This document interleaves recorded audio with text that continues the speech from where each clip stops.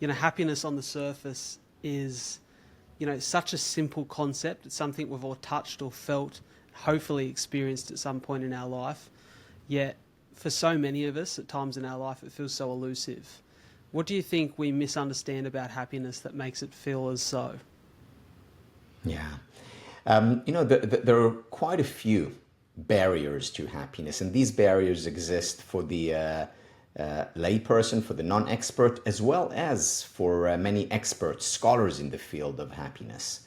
The first such barrier is the expectation of a constant high, of an unbroken chain of positive experiences.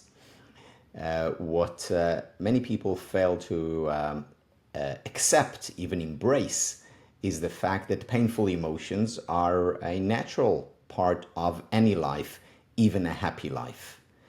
And when we reject this fact, there's a paradox at play. And the paradox is that unhappiness actually goes up. In other words, when we reject, when we defy, when we don't accept happiness, when we don't accept unhappiness, we actually become more unhappy. The first step to happiness is allowing in unhappiness. It's so contrary to popular belief, isn't it? And people probably hate to hear that, but we all need to, because you're right that I think we have this certain self-criticism that we experience as human beings where, our imperfect nature, which goes out into the world and gets frustrated and angry and has personal challenge, but is so aware because of the self-help books we've read and the podcasts we've listened to, that all of these positive, or what we deem on the surface as positive emotions, are available to us, that when we experience what we seem to deem as the more challenging, or in most people's interpretation, the negative emotions, we get frustrated with ourselves for having experienced them. I'm the biggest culprit of this. I get frustrated quite easily. I'm very impatient. And so I get shitty at myself for being frustrated and ultimately become more frustrated.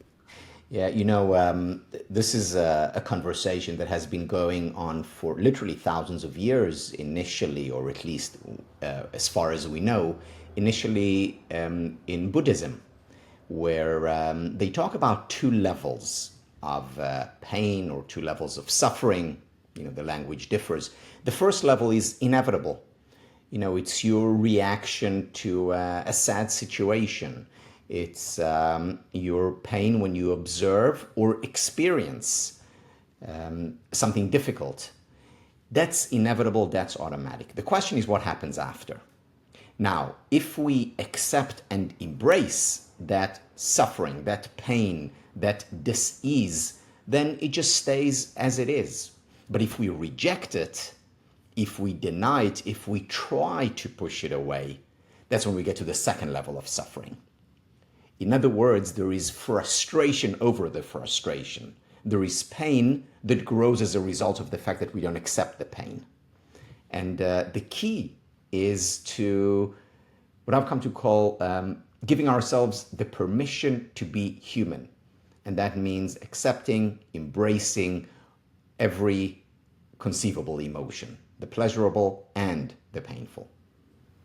Well, that probably answers a question that was at the forefront of my mind for you today, is that, there is a line that needs to be walked between being, consciously aware of everything that we're experiencing and feeling as human beings, and what some people would describe as the opposite, which is being blissfully ignorant.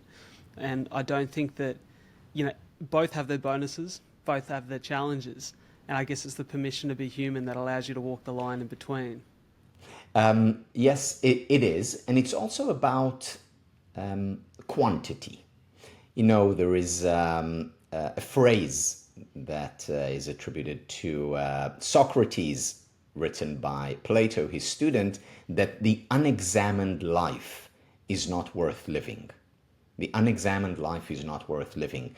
Well, I think there is a second part to it, which is often ignored, especially by academics, and that is that the over-examined life is tedious. So, we need to find the right balance between, self-awareness and analysis on the one hand, and, just being on the other. I think going to the extreme in either direction is not fulfilling our potential, full human potential. So we need to find the right balance. Where that balance is, for some people it's 50-50, for someone else it's 20-80. We need to experiment and find our sweet spot, so to speak.